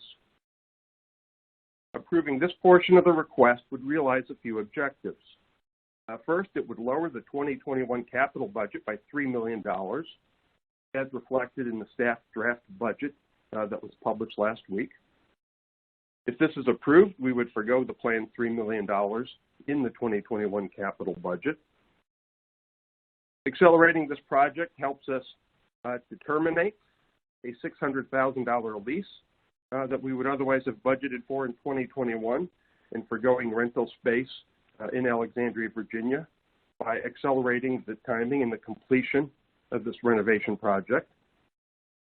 And finally, accelerating the facilities improvement is beneficial because most staff will be working off-site during this time, reducing COVID-related concerns and the general disruption that is caused by building construction. Slide number 6. In closing, it is recommended that the Ncua board approve a reprogramming of $4.321 million from unspent travel surpluses for the agency's coronavirus response and central office building renovations, which would remain available through 2021. This concludes my presentation, and I am happy to address any of your questions. Thank you. Thank you for your presentation, Eugene. Before I move to a few questions about your presentation, I'd like to take a brief moment and mention the 2021 budget that's upcoming. Last Friday, November 13th, the Ncua released the staff draft budget proposal for 2021 and 2022. This reflects the Ncua's ongoing commitment to be a sound and prudent steward of the funds we collect from the credit unions. Through this process, stakeholders are aware of our resource plans in the service of our safety and soundness mission and have the opportunity to provide us their views and comments. The agency will hold a public budget briefing on Wednesday, December 2nd, 10 o'clock a.m. Eastern. The meeting will be live streamed on ncua.gov. Details of the draft budget proposal, as well as information about the public board meeting and opportunity to comment, can be found online at the Ncua website, ncua.gov. Now, Eugene, I do have a few questions about your presentation this morning. Can you please explain why the additional items in this reprogramming are necessary to fund now versus waiting until 2021? Yes, sure. For, I think, a couple of reasons. The reprogramming is presented as broken into two parts. One, those items that are really related to COVID response. And those are largely costs that we're planning to incur this fiscal year. And in order to support those costs in the appropriate budget categories, we would need to make an adjustment for this fiscal year for those COVID things, such as the information technology expenses that I described. With regard to the facilities, as I was mentioning, I think the opportunity, it's really an opportunity cost there. The board, as I noted, had approved as a part of the 2020/21 budget the same capital project. Because so many folks are out of the building right now, there's an opportunity to accelerate, which also helps us get the space ready for as we do start to resume on-site operations. We can forgo the lease I was mentioning across the street. So, we hope to get that project going really before folks would be coming back into the building. And it has that combination effect of lowering the 21 capital budget and saving us the lease. Back to you, sir. Great, thank you. Eugene, if you could please, can you turn back to slide 3? The table on the bottom of that slide has an entry for residual unspent travel budget for the end of 2020. What happens to those balances? Are they presented in the draft 2021 budget anywhere? Yes, sir. The 2021 budget that you were mentioning that was posted online last week, I believe in the kind of the budget summary up in the front of that document, and I think it's page 5 and 6, we do discuss both this reprogramming that I'm presenting today, as well as a planned use for the roughly $10.4 million that's presented here. And we'll have that conversation as a part of the budget process to describe how those funds that we've already collected, how we use it to largely offset 2021's budget expenses. That concludes my comment on that, sir. Great. Thank you, Eugene. I have no further questions. I'd now like to recognize Board Member Harper. Thank you, Mr. Chairman, and thank you, Eugene, and the rest of the team in the Office of the Chief Financial Officer for your good work in preparing the 2020 budget reprogramming package before us today. I will support this sensible package of budget revisions, and I am pleased that we are considering these matters publicly. In preparing for today's meeting, I kept thinking about the title of a 1970s bestseller, That Was Then, This Is Now. When the board considered the current year's budget last December, we had no idea of the impending public health and related economic crises ahead of us. That was then. In response to the COVID-19 pandemic, the agency quickly had to pivot its priorities, plans, and operations to address new challenges and ensure its ability to continue to carry out mission-essential functions. This is now. One of the biggest changes came from a significant decrease in staff travel. We have also achieved unexpected savings in parking and building operations because of the pandemic. We have already allocated some of this surplus to compensate our hardworking staff for the vacation time they have foregone, and consistent with agency delegations, office directors have transferred additional money to cover other essential needs. Of the original surplus, we still have $14.7 million remaining, and the matter before us would realign an additional $4.3 million toward new priorities and needs. Some of this money would pay for information technology that supports the technical capabilities of the Ncua team to continue working from home. Some of this money would also pay for enhanced cleaning and maintenance of the agency's ventilation systems to ensure they operate efficiently and in a sanitary manner. And some of the money would cover expenditures for personal protective equipment and cleaning supplies. These pandemic-related expenditures are all necessary. Additionally, $700,000 of this reallocation would pay for studies and activities designed to modernize how the agency conducts examinations and supervision. In 2017, the Ncua board approved the virtual examination project to streamline processes, adopt enhanced examination techniques, and leverage new technology and data to maintain high-quality supervision of federally insured credit unions with less on-site presence. While the pandemic has created a real-world experiment to test the capacity of the agency to conduct virtual exams, we need to step back and determine what has worked, what has not, and what needs further refinement. Accordingly, these funds will assist the agency in assessing the effectiveness of its virtual exam program so that the Office of Examination and Insurance can build a better system for the future.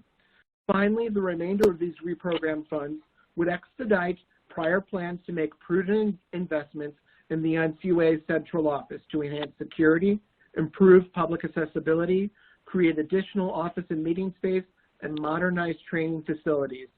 Funding these infrastructure projects now, as opposed to waiting, makes sense because we could expeditiously proceed in completing the building's modification while the occupancy remains low, thus leading to less staff dislocation during construction. Also, the expenditure of these funds will, as you noted, Eugene, result in future rental savings costs. As I noted earlier, I will support this package of 2020 budget changes. However, in considering the 2020 budget reprogramming today, we should not only remind ourselves of that was then and this is now, but we should also start thinking about what lies ahead in 2021. Once we reapprove this reallocation, we will still carry over a sizable unspent budget surplus of more than $10 million into 2021. Some will hail this savings and the recently released staff draft of the 2021 budget as good news, but these cheers may in fact be short-sighted. We know that credit unions with higher risk profiles will require additional examiner attention and close supervision next year as the economic fallout of the pandemic unfolds. During prior economic downturns, like the 2008 financial crisis, The NCUA increased its field resources to handle safety and soundness problems. Our sister agencies did the same. Accordingly, we must engage in a comprehensive discussion at the board level about the supervisory priorities and field program expectations for 2021. In doing so, we will find that we likely need to budget for more examiners and specialists than provided in the staff draft.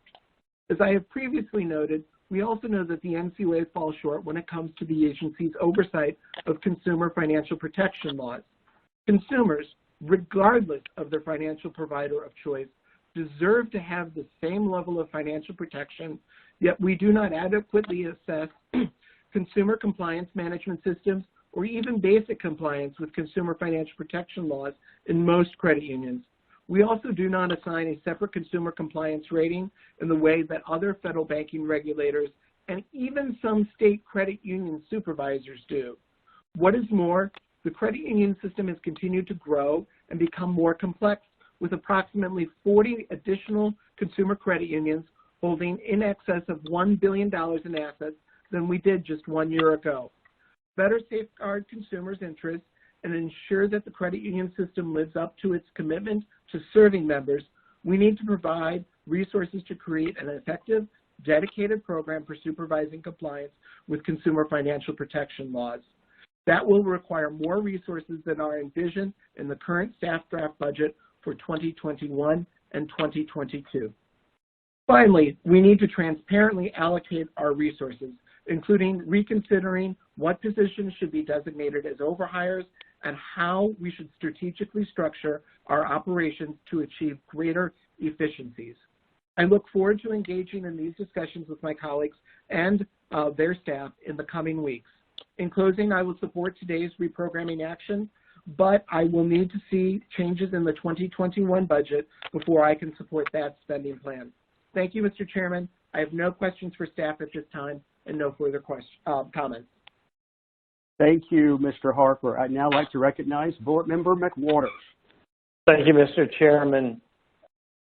As noted by the agency CFO, it's fortunate that the COVID-19 related pandemic expenditures are covered in their entirety by unused, previously budgeted travel expenses and will not necessitate an increase in the Ncua budget.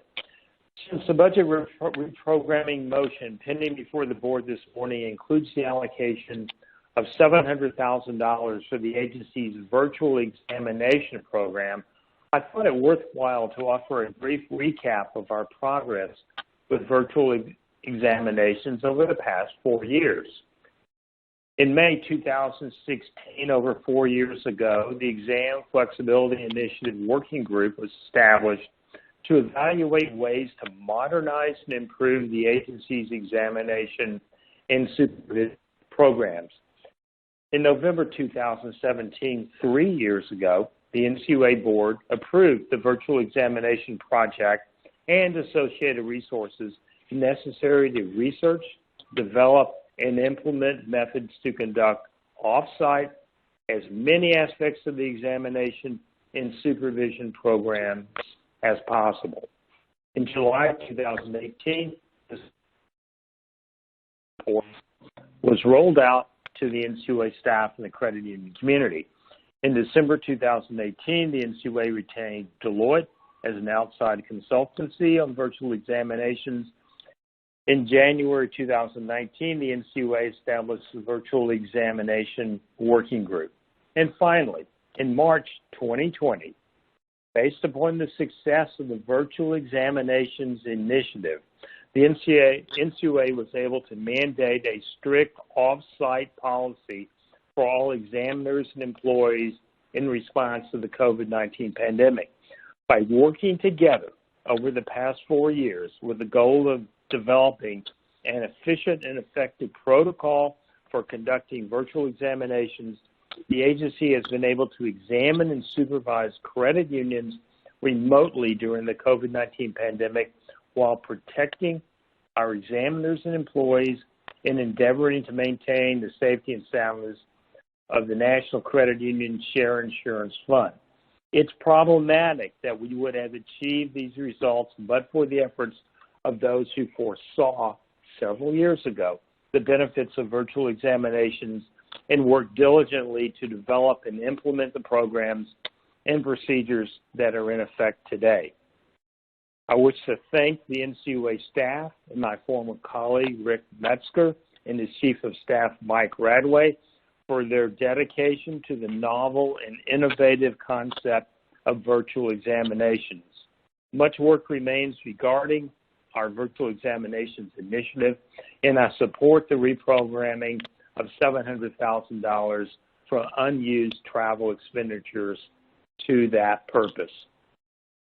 Now, regarding the proposed Ncua budget, let me state that I concur with the comments of my colleague, Mr. Harper.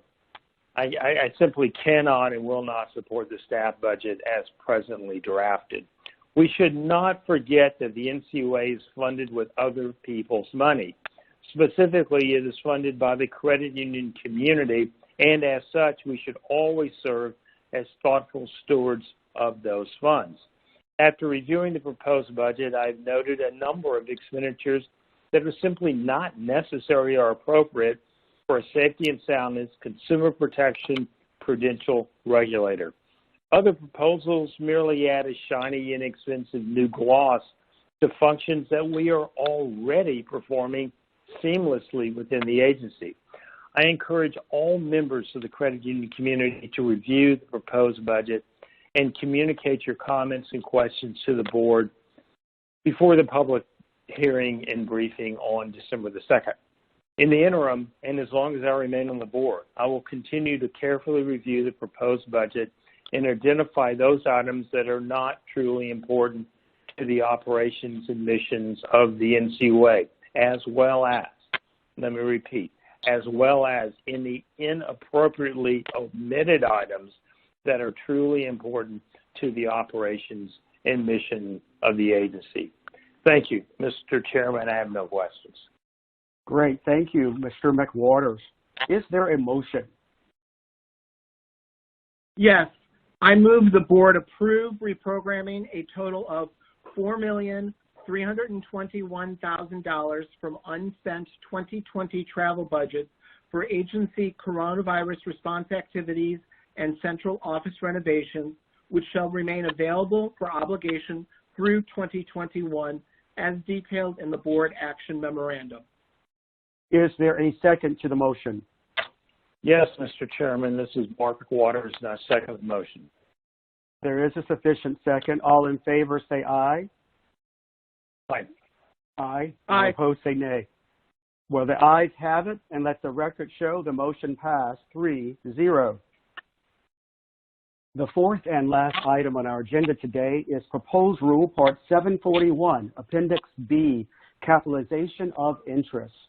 Staff presenting, Scott Neat, Associate Director, Allison Clark, Chief Accountant, Office of Examination and Insurance, Joseph K. Goldberg, Director, Consumer Compliance Policy and Outreach Division, Office of Consumer Financial Protection, Gira Bose, Staff Attorney, and Ariel Pereira, Staff Attorney, Office of General Counsel. Good morning and welcome, all of you. Good morning, Chairman Hood, Board Member McWaters, and Board Member Harper. This is Scott Neat, Associate Director in the Office of Examination and Insurance. We are here today to present a proposed amendment to Part 741, Appendix B. This appendix sets forth requirements regarding loan workout arrangements. More specifically, we are proposing a change to the appendix which would permit the capitalization of interest when federally insured credit unions are working with their borrowers to modify the terms of an existing loan. The appendix presently reads as follows. The loan modification policy must establish sound controls to ensure loan workout actions are appropriately structured.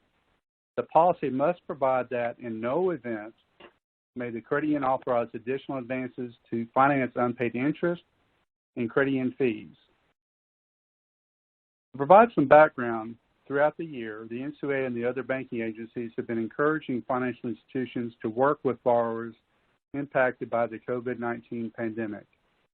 The CARES Act provided mortgage forbearance for many borrowers that has resulted an unprecedented amount of accrued interest for many of these loans.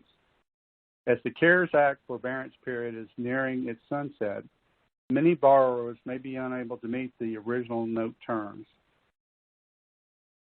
A recent survey conducted by the Census Bureau found that approximately 15% of households that were past due with their mortgage fear that their home will be foreclosed on in the next few months. We believe that this rule change would provide credit unions a much-needed option to help borrowers stay in their homes. During our research, we also noted that the banking agencies do not have a corresponding rule that prohibits the capitalization of interest. As a result, our current rule puts credit unions at a competitive disadvantage with banks. We are proposing an amendment to this appendix to permit the capitalization of interest for loan modifications if certain conditions exist. I will now turn it over to Joe Goldberg to discuss in more detail some of the consumer protection guardrails that we've included in the proposed appendix. Thank you, Scott. Good morning, Chairman Hood and board members Waters and board member Harper. I am Joe Goldberg, Director of the Division of Consumer Compliance Policy and Outreach in the Office of Consumer Financial Protection. Scott mentioned the proposed rule contains language designed to ensure loan modifications and accommodations that include capitalized unpaid interest provide consumers with appropriate protections. Because residential mortgage loans present heightened concerns, the proposed rules of guardrails especially aim to ensure successful outcomes for those. Lessons learned from the last economic crisis show that capitalizing unpaid interest can save loans when implemented prudently. Capitalizing unpaid interest was often a feature in the programs created to help the residential mortgage market. We saw that modifications in which capitalization was coupled with other terms could be successful.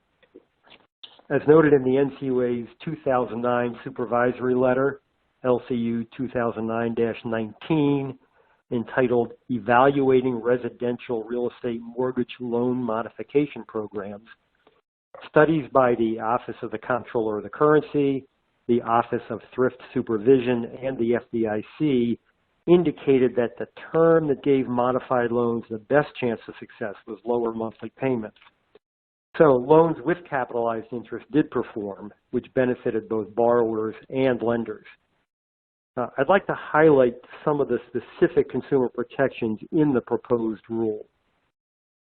First, the proposed rule requires credit unions to adopt policies and procedures with the ultimate goal of making modifications leading to a favorable outcome for borrowers.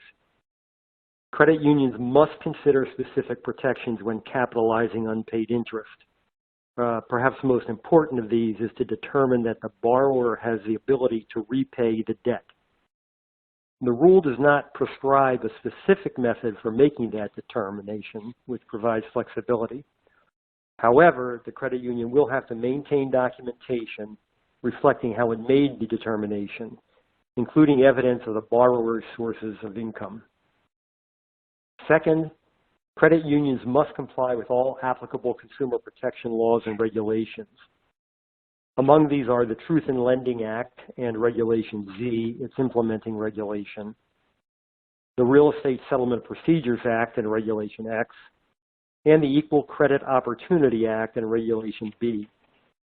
RESPA regulates many aspects of the loan modification process and contains significant protections and disclosure requirements. The Equal Credit Opportunity Act ensures all consumers are treated fairly and equally.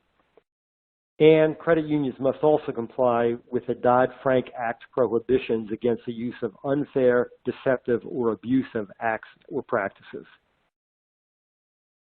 Third, all documentation, including required disclosures, must be accurate, clear and conspicuous, and consistent with applicable federal and state laws and regulations. Fourth, credit reporting must also be accurate and in compliance with the requirements of the Fair Credit Reporting Act and, when applicable, the CARES Act and state law.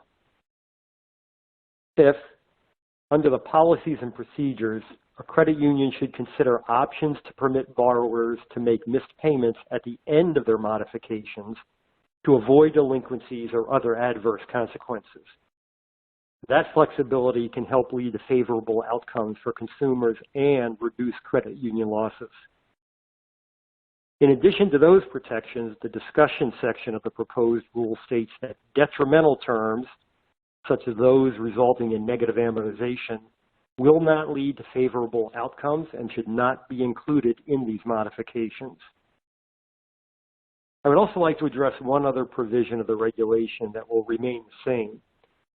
That is the heightened scrutiny by Ncua examiners when a credit union modifies a loan more frequently than once a year or twice in 5 years. While that frequent modification could result in loan churning, detrimental to borrowers, especially for loans secured by the consumer's residence, the lessons from the last crisis teach us that when bad economic conditions persist over a long period of time, some borrowers can benefit from several modifications. When complying with the standards of the proposed rule, it can be appropriate for a credit union to make several modifications to ensure borrower success. However, even though that should not be interpreted as a license to repeatedly modify, it is another way credit unions can, under the right circumstances, help their members. And with that, I will turn the microphone back over to Scott. Thank you. Thank you, Joe. This is Scott Mead again. I would also like to add that we reviewed the entire appendix to ensure that all references and footnotes are up to date. This includes adding definitions to the glossary for capitalized interest and commercial loans. In addition to seeking comments on our continued prohibition on the capitalization of certain credit union fees, we are also seeking comment on the following. What experience has your credit union had capitalizing interest? How likely are you to incorporate an interest capitalization as a mortgage modification tool? What risk do you see this change representing to the credit union or the borrower? How would Fannie and Freddie's prohibition on capitalizing interest prior to the sale to a GSE impact your willingness to, or ability to offer interest capitalization on a loan? We're also inviting comment on the consumer protection guardrails that were added to Appendix B. That concludes our prepared remarks, and we'd be happy to answer any questions you may have. Thank you both for your presentation. From the start of my chairmanship more than 1 year ago, keeping regulation effective but not excessive has been a top priority. That is why I've spent a fair amount of time exploring areas where the agency could prudently relieve burdensome regulations where appropriate, without losing sight of our safety and soundness mission. At the onset of the COVID-19 pandemic, roughly 9 months ago, that priority shifted into high gear as I worked with agency staff and fellow board members on COVID-19 relief measures that would allow credit unions the flexibility to work with borrowers experiencing economic hardship as a result of the pandemic. Since mid-March, the Ncua has worked diligently to provide credit unions with regulatory relief and that much-needed flexibility so they can continue safely serving their 122.4 million member owners. To date, we've issued 11 interagency statements and 20 guidance letters to the industry, helping credit unions to address emerging risk and implement the regulatory and statutory changes that have been made in response to the pandemic. In August 2020, the Ncua, along with other member agencies of FIFIAC, issued a joint statement on loan accommodations, noting the COVID-19 pandemic has had a significant adverse impact on consumers, businesses, financial institutions, and the economy. The Ncua, along with the other FIFIAC members, also encouraged financial institutions to work prudently with borrowers who are unable to meet their payment obligations as a result of the COVID-19 pandemic. To date, credit unions, according to our most recent second call report data, have made over 1.7 million loans for forbearance activities for an aggregate amount of $55 billion. Today's proposed rule continues to move toward those relief efforts in another direction. In light of the challenges and economic impact of the COVID-19 pandemic, the proposed rule amends the requirement in the May 2012 final rule that relates to the capitalization of interest. The credit union industry has a long history of assisting its member owners in times of need, just as I've articulated with the number of forbearances that have been made to date. And we at Ncua have encouraged credit unions to work with affected member owners, and many financial institutions have voluntarily offered borrowers other credit accommodations as well. I look forward to seeing stakeholder comments on this proposed rule. I do, however, have a few questions. First, I agree that this rule change will provide federally insured credit unions greater capability to work with member borrowers that have been negatively impacted by the COVID pandemic. How will the agency and our examiners ensure that this is done in a safe and sound manner and not used to hide the true financial condition of the credit union or take advantage of borrowers that are experiencing financial distress? This is Scott Neat, Mr. Chairman. I'll take that question. We've built into the appendix numerous safeguards as we've been discussing. And as he just mentioned, credit unions have a long history of doing the right thing in terms of taking care of their members.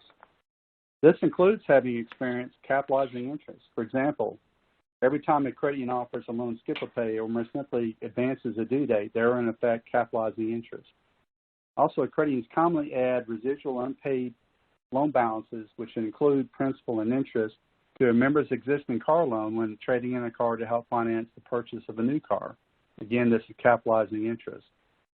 But regarding our examinations, it's a standard scope step for our examiners to review the reasonableness of due date changes. They do this to determine that delinquency is not being deliberately masked. In addition, our examiners routinely review policies and procedures for new loan programs. This would include loan modifications, especially modifications that involve the capitalization of interest. Our examiners will be reviewing to ensure that these modifications are being managed in the best interest of the credit union and the members.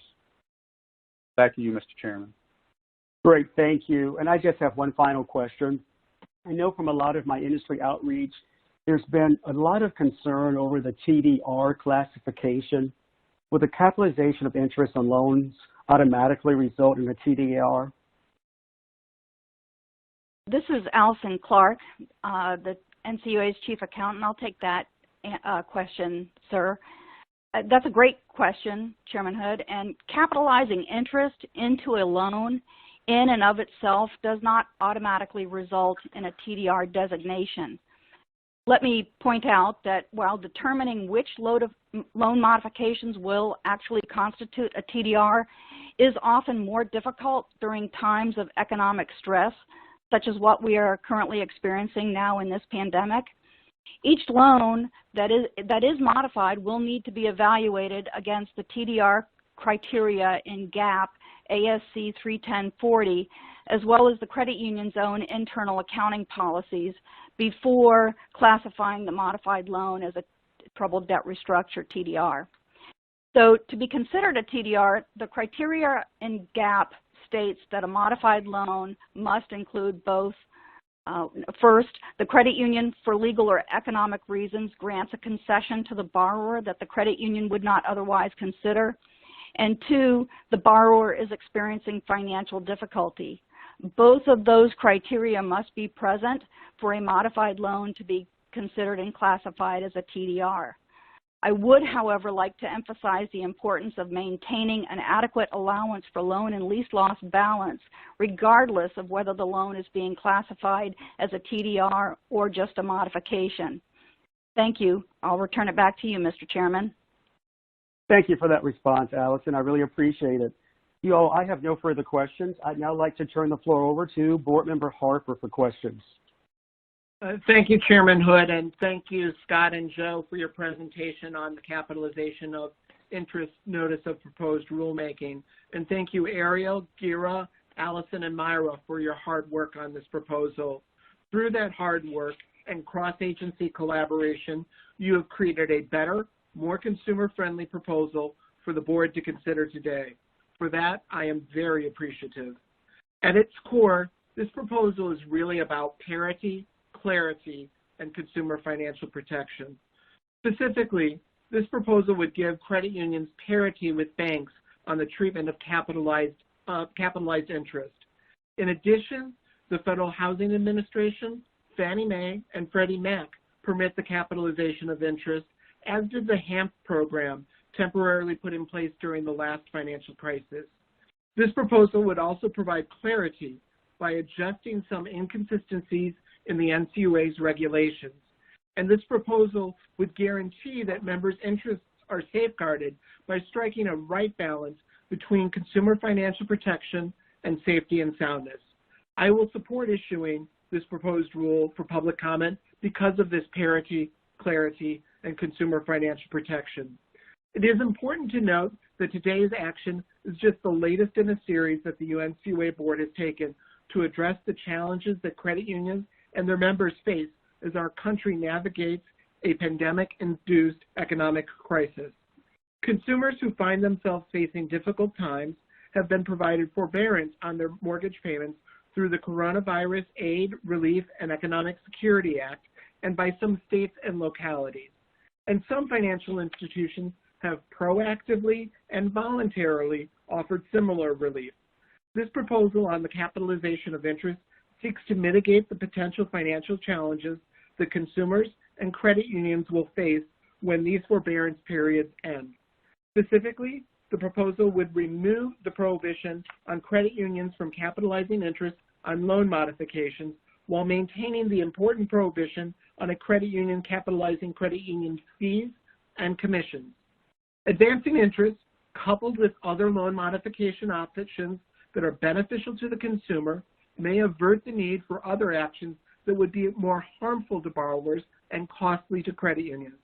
For borrowers experiencing financial hardship, a prudently underwritten and appropriately managed loan modification, consistent with safety and sound lending practices and consumer financial protection laws, is generally in the long-term best interest of both the borrower and the credit union.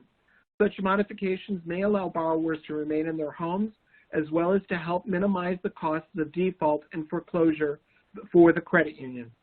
It is the NCUA's board's expectation that federally insured credit unions provide capitalization of interest as only one of several components in any loan modification, such as extending the loan term or the loan of the loan and lowering the interest rate of the loan, that are designed to help the borrower resume affordable and sustainable payments.